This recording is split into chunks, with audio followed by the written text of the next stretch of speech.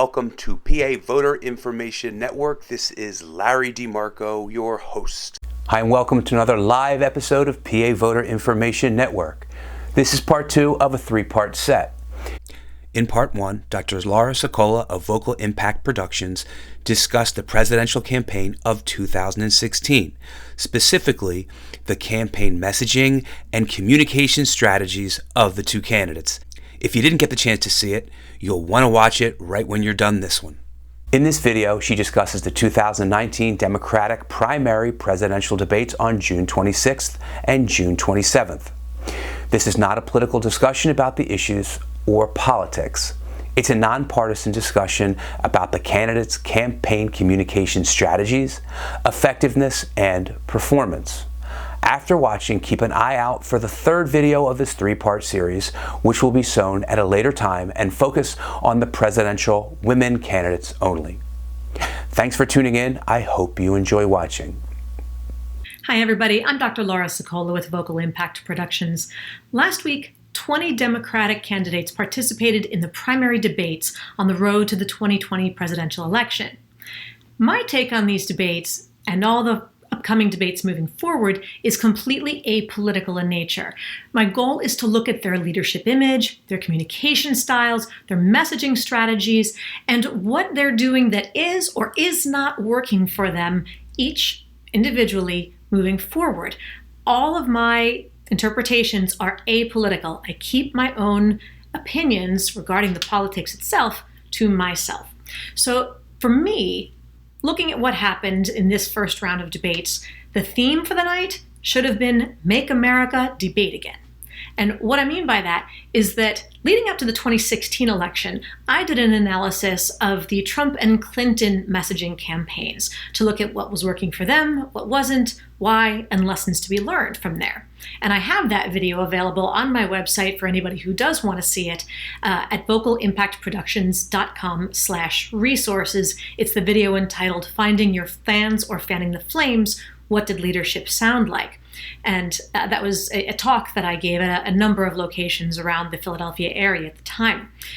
But what I was hoping, frankly, was that the candidates from this time around would have learned many of those lessons by now and taken them to heart in their messaging to avoid a repeat performance of their party from last time.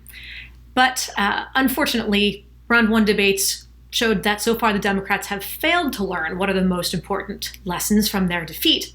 So they'd better sit up, take notice, take my advice moving forward, and do some improvement to their messaging if they're going to stand any chance to defeating the Republicans and specifically Donald Trump next November.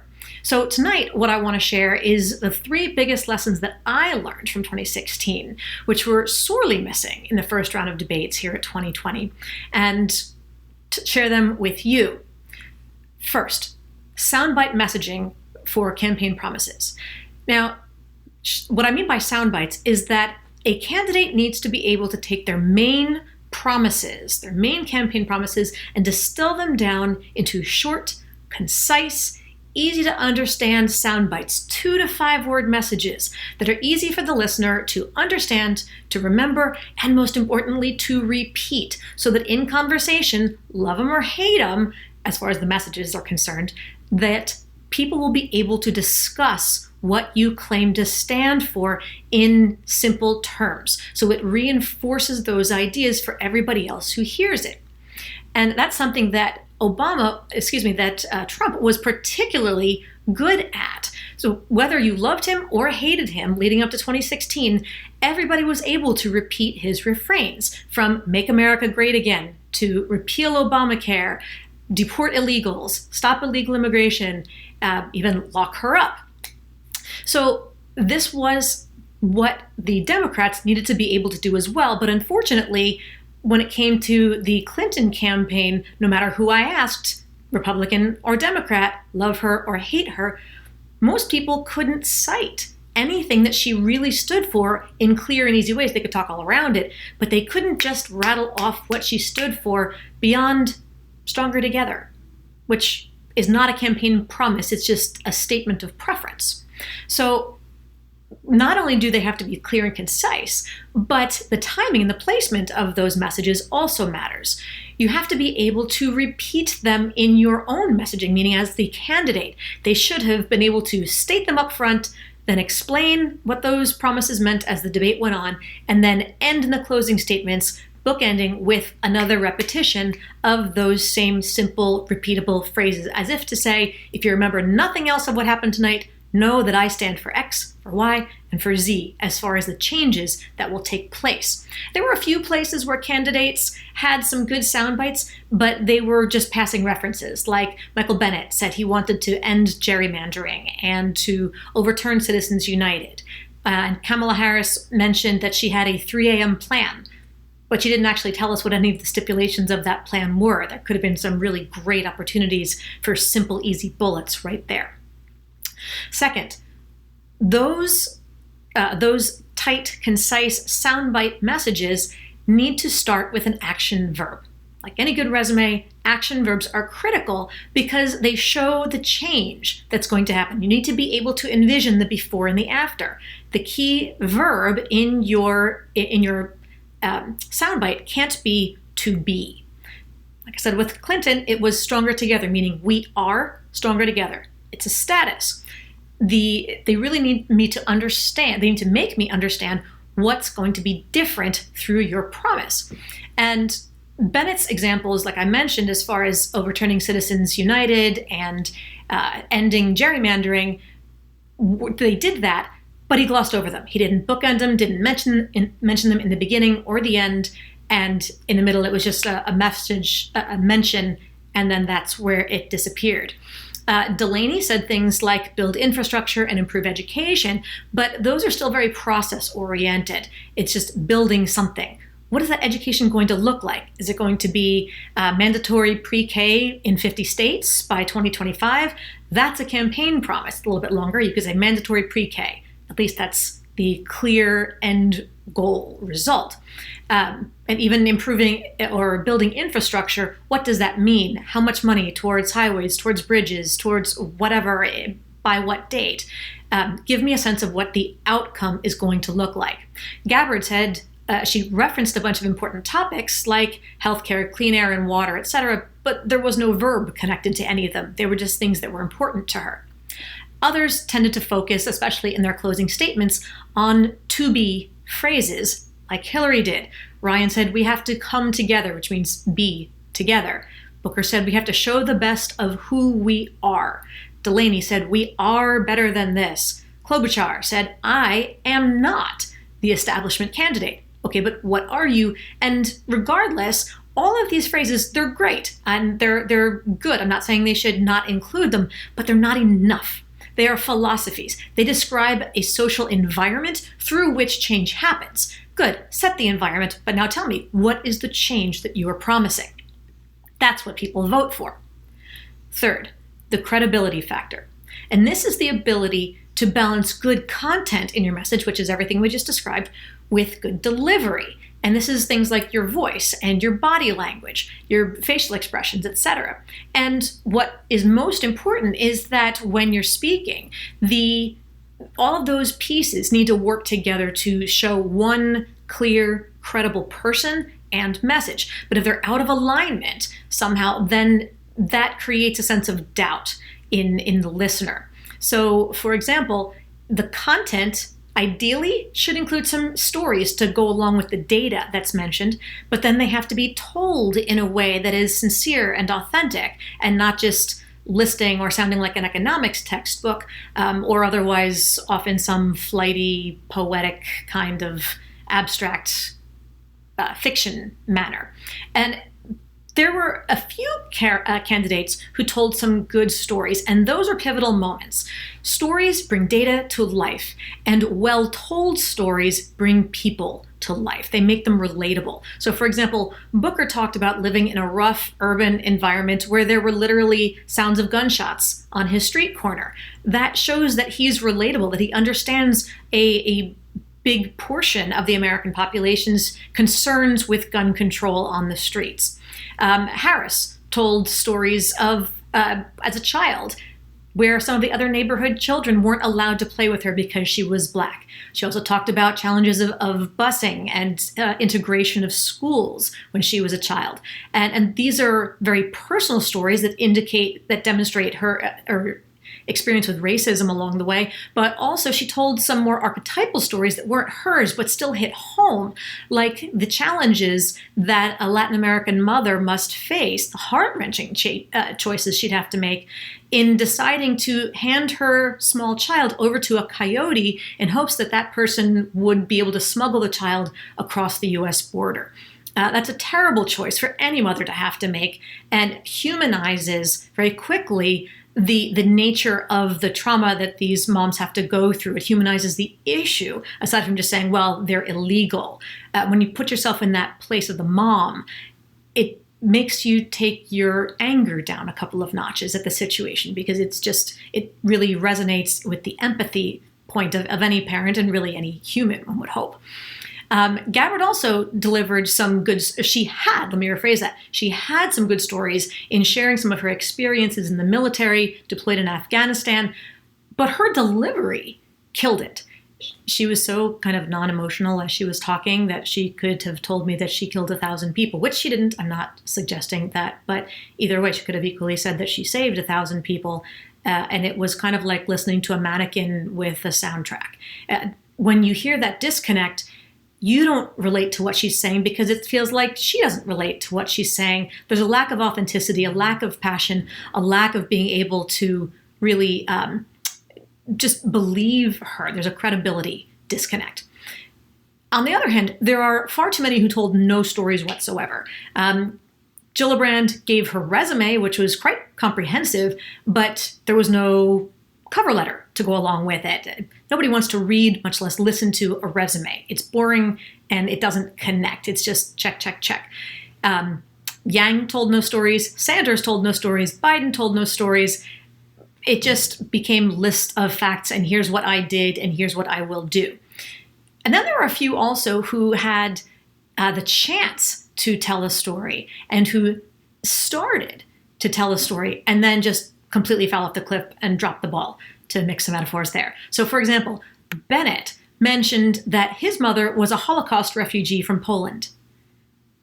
He mentioned that and then went on to his next statement.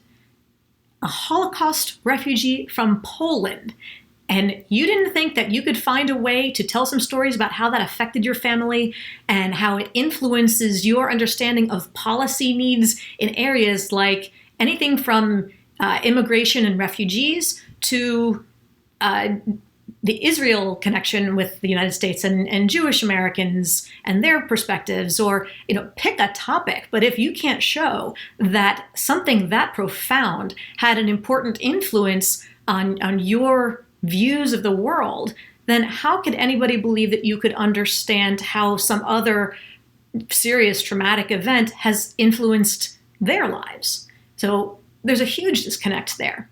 Buttigieg also, he talked about how he had trained on military assault rifles during his time in the military, but he failed to connect that to anything. I mean, if you're training on assault rifles, what did you feel when you were training on them? What did it make you realize as far as the power to take life or understanding of where these kinds of weapons do and don't belong, and thus how it would influence your policy choices moving forward? If you can't connect your life experiences directly to those kinds of issues through stories, which make them connectable, they make people connect on an emotional level, not just a cognitive level. Again, you're dropping the ball. You're missing your gold opportunities here to really connect and stand out from the other candidates. And with regard to that, standing out, being remembered for those concrete promises that people are willing to vote for, they have to come across as people who get it. That's really what these stories are all about. Do they make you sound like you get it? Because that's something that Donald Trump is fabulously good at, making people believe that he just gets it. Assuming you buy anything that he says, those who listen and want to buy into anything that he claims can do so easily because he's so convicted about it. So the Democrats need to take a page from that in their ability to tell and deliver a story in a compelling way if they have any hopes of landing the nomination and beating Trump to the White House.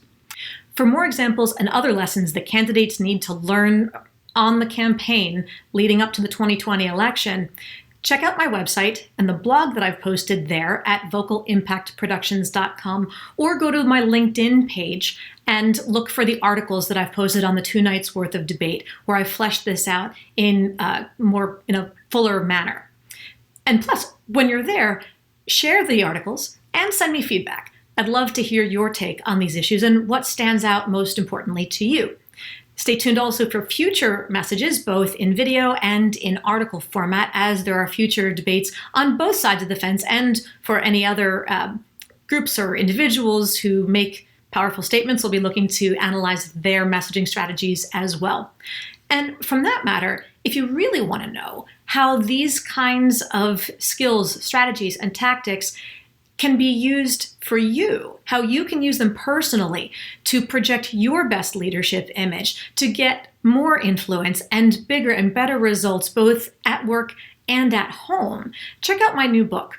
It's called Speaking to Influence, Mastering Your Leadership Voice. And you can get more information at speakingtoinfluence.com, as well as the first 2 chapters for free.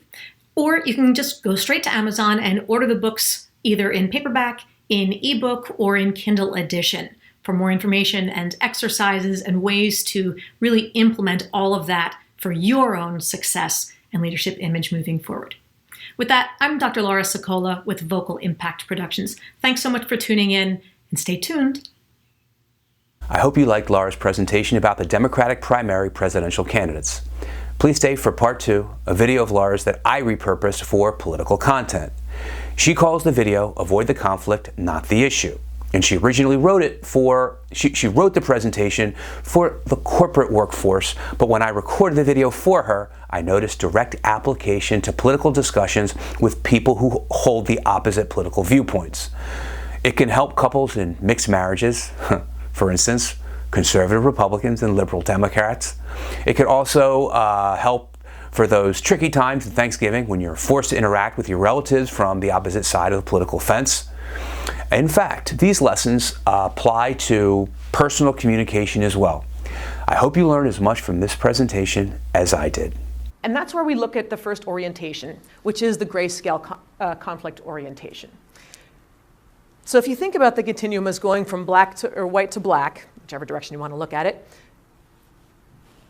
the gray shading is different for each person, depending on where you fit. Now, if you notice, the numbers don't line up exactly with the words. There's 8 categories, and mind you, these are my subjective assessments of categories, but there's 8 of those, and there's 9 numbers. So if you sort of think about where you land, it's going to tell you, so for example, that for me, I'm about a 5. I'm good with debate. I like a good debate. It's interesting, as long as it's not getting personal, we can get heated about it, it's fine. And we'll go out, have a glass of wine afterwards, it's all good. Or maybe have a glass of wine during, makes it even better. But once you start getting into the argument, and then we're unhappy with each other because of something, then it's uncomfortable. Now it's influencing the relationship. That's where I sort of draw my line. That's where my threshold is. That's where the anxiety level goes from being tolerable. I mean, of course, there's a little adrenaline kicking in during the debate, but that's part of what makes it fun for me.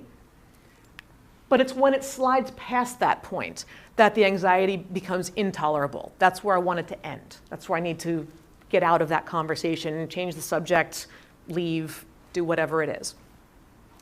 Now, when you look at some other people, for example, my husband, and I'm allowed to talk about him because he's standing back there.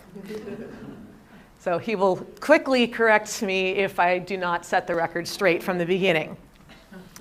My husband's got a slightly stronger tolerance for this kind of discussion, for this kind of anxiety level.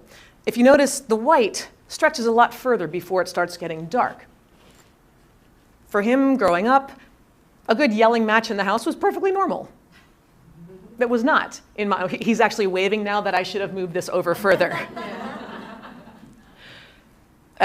We'll be meeting with some family later on, and I get a kick out of watching him and his uncle, who is quite opinionated, loves to debate politics.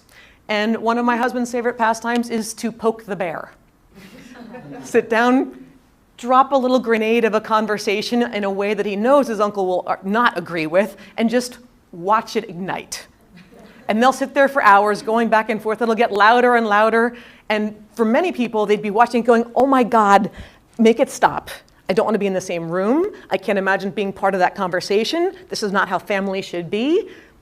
2 hours later, they're going to go get a sandwich. Hug. It was all part of the fun. So the anxiety is completely tolerable up to a very high point, where most people by here would be ready to walk away from this conversation. Nope, completely normal. It's not until you get further along that then it becomes intolerable.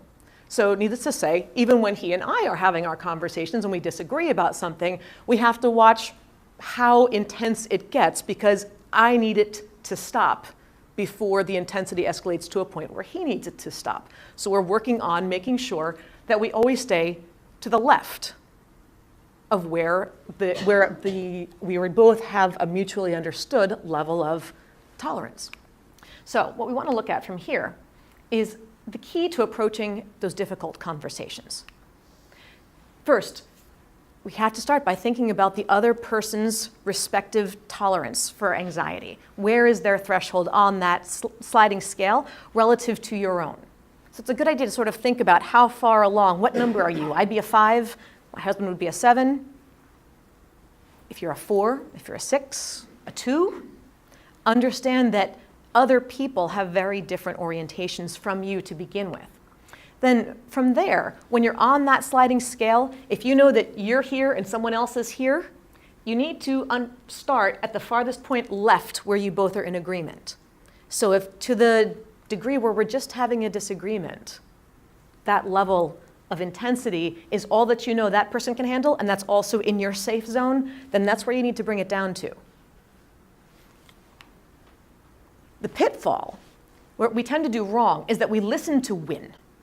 When we're in a conversation with someone, our whole focus in listening, our goal in listening, tends to be to figure out when you can interrupt and give your own point, right? You're listening, and the first 2 words that want to come out of your mouth are, yeah, but, right?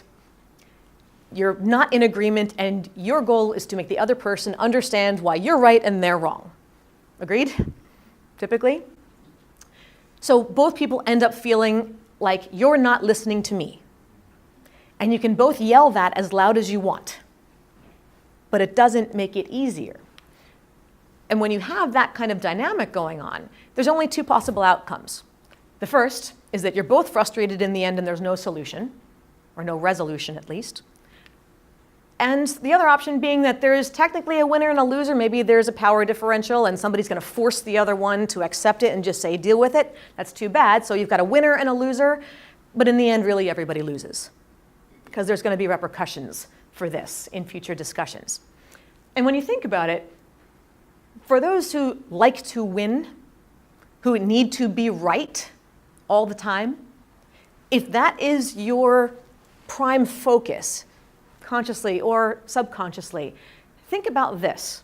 If you know that in any disagreement you have to be right and prove the other person wrong, then that means anytime you are in a conversation like that with someone else, the only way for that person to walk away is to accept that they are wrong and be the loser. So you have to think about, is that the kind of dynamic I want? Is that going to invite people in to feel like they can have difficult conversations with me if the only way they'll be able to leave the conversation is knowing that they've lost? And this is hard to sort of swallow, but at the same time, we all like to be right. So how do we find that balance? What's the alternative? The alternative is listening to understand. Now, that seems really simple, but I find that things that are simple are not necessarily easy. So in listening to understand, First, we need to put aside all of your assumptions, right? We walk into most of these conversations thinking, well, I know what he's going to say. He says it all the time. Same old, same old. I don't need to hear any more. I already know. So I just need to tell him why he's wrong. Instead, accept the fact that if they're still fighting on something, you probably are missing something important. So what is it about their priorities, their values, their concerns? Is there a competing priority, a pressure coming from somewhere else that's forcing them to really just dig their heels in on this one? What is the nature of their resistance? Accept the fact that there is information you do not have. And it's your job in this conversation, in listening to understand, to figure out what that is. Then, in order to do that, before you start in on why you wanted to talk and what you want them to understand, invite them to talk first. Showing that you're willing to listen is disarming. Knowing that they will actually get a chance to talk and the conversation that you invited them into wasn't really just coming in to sit and listen to you harangue for 20 minutes, that helps people to be open to whatever you may say later. But they know that they're going to get to say what they need to say. So from here, strategy number 1 in listening to understand, take notes. Go old school on it. Be crazy. Take out pencil and paper. Or if you need to, fine, pull out the phone and take notes with 2 thumbs. Whatever makes you happy. But take notes as you're listening. And there's a couple reasons why. First, it helps you remember what they said so you can refer back to it later with greater accuracy. Second, it gives you a chance to jot down points. You don't have to transcribe. Don't write down everything that they say. But when there's something that sticks out to you, it gives you a chance to make a note. And then as you're writing down things that you want to address, you can hold off and ask those questions later. And this is good because it keeps you from interrupting. Nobody likes to be interrupted. But as the person's talking, you're probably going to hear a couple of things that you want to address. Maybe misperceptions you want to correct, or maybe additional information you want to give them, or could be anything. But let them finish. Because what that will also do is it gives you a chance to really organize your thoughts and digest their whole message. When people talk, especially under emotional situations, they're not always logical and organized. It's sort of stream of consciousness venting. Everything that's been stored up and bottled up is now going to come out, and it may or may not be something of a rabbit trail running all over the place, trying to figure out where they're really going with it. So hold off on asking those questions or contradicting or whatever else, because they may actually get to that later on, and that would take it off the table. The issue has resolved itself.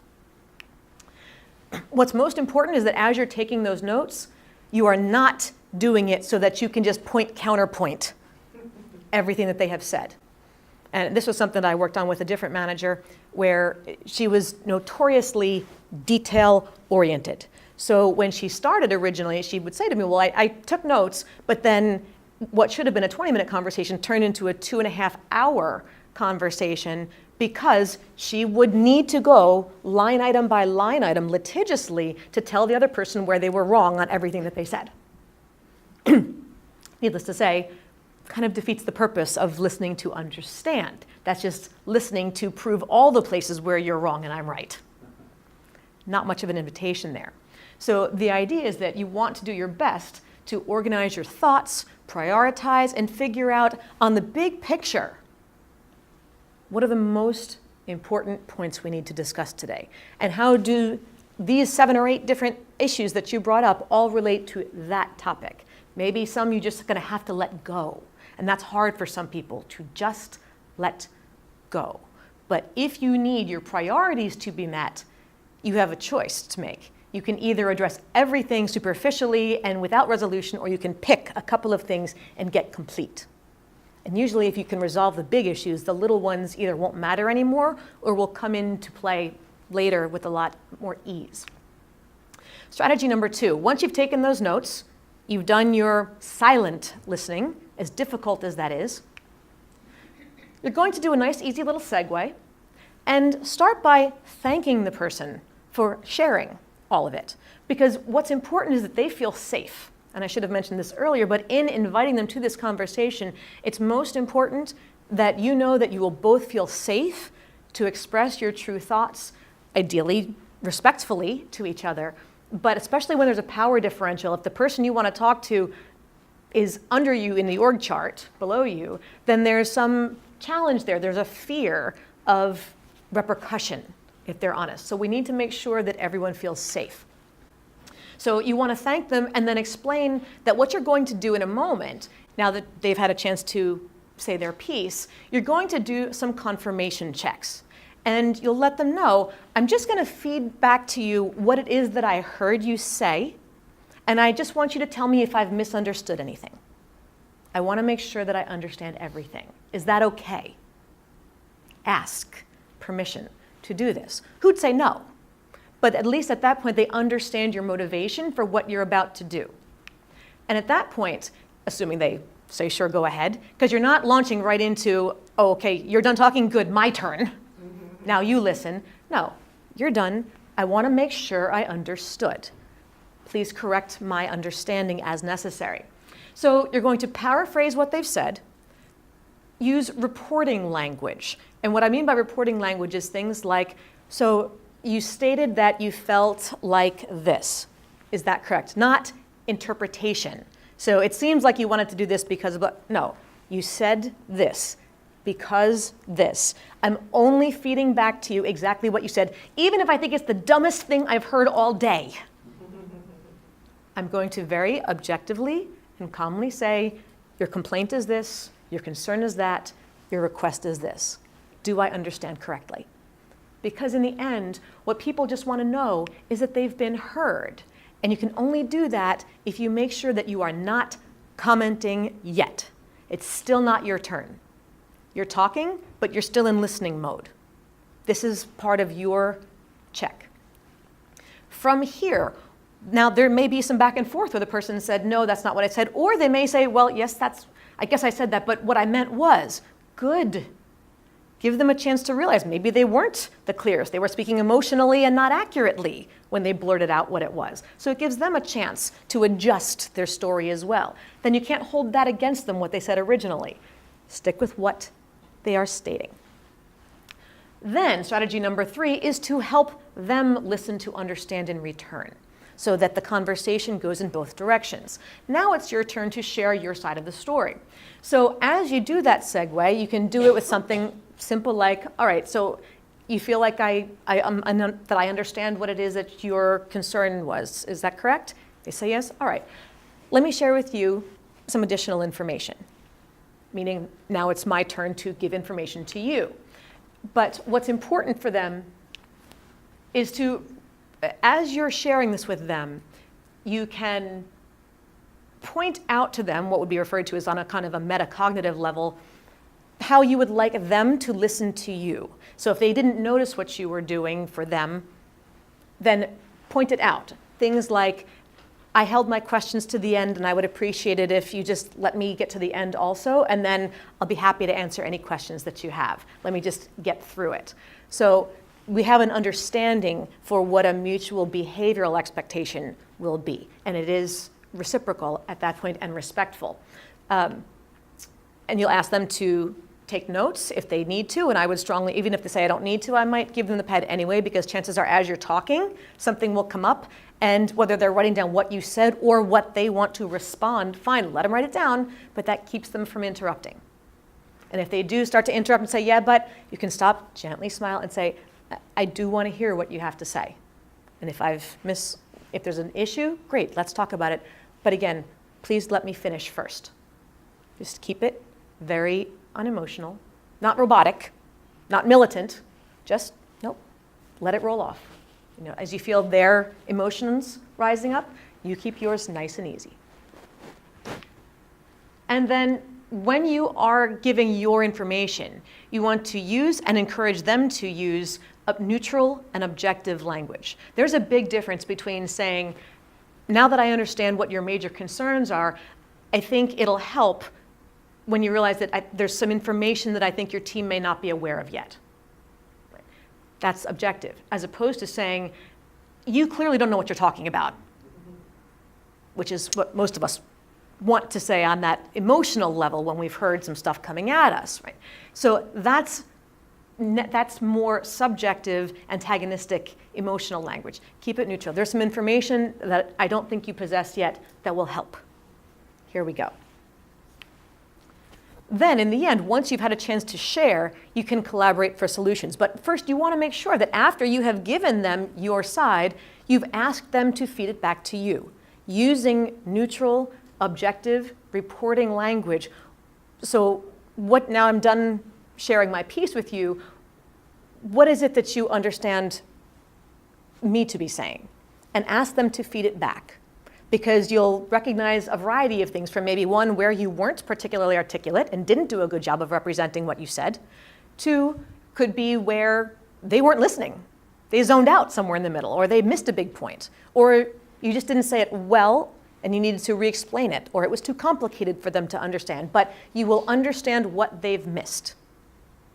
And then once you've had a chance to clear all that up, then you can move to this and start working towards that collaboration. At which point, when you come to the result, and the answer may still have to be no. I can't give you the raise. No, we don't have the budget for this project. Try again next year. Who knows what the answer is? But at least when you're describing it, you want to try to explain why with that objective language, but then subjectively empathize with them. I understand that it's frustrating. I really do recognize how hard you've worked. I do understand that if we don't do this, there will be this repercussion as a result. This will suffer in quality or in time frame or in whatever else. Yes, I know it's going to cause trouble with the client. So now let's figure out what we can do about that. How can I help you get support to work with that, because I simply can't give you whatever it is, even though I want to. Because often in the end, even if they're not happy with the answer, the fact is most people just want to be respected and heard, first and foremost. So if you've gone through this process, they will at least feel like you have listened, you do truly understand what they need. They may not like that you can't give it to them, but it's not just about you being a jerk, or just because you're insensitive, or you don't care, or you're selfish, or you're whatever else it is. They get it and they get you. So you are both able to maintain the clarity of message and the nature of the relationship where possible. So you are able to attain that balance. Thanks for watching Avoid the Conflict, Not the Issue. Be sure to subscribe to PA Voter Information Network and you'll be notified of more great new live videos. Tune in next time. Bye for now.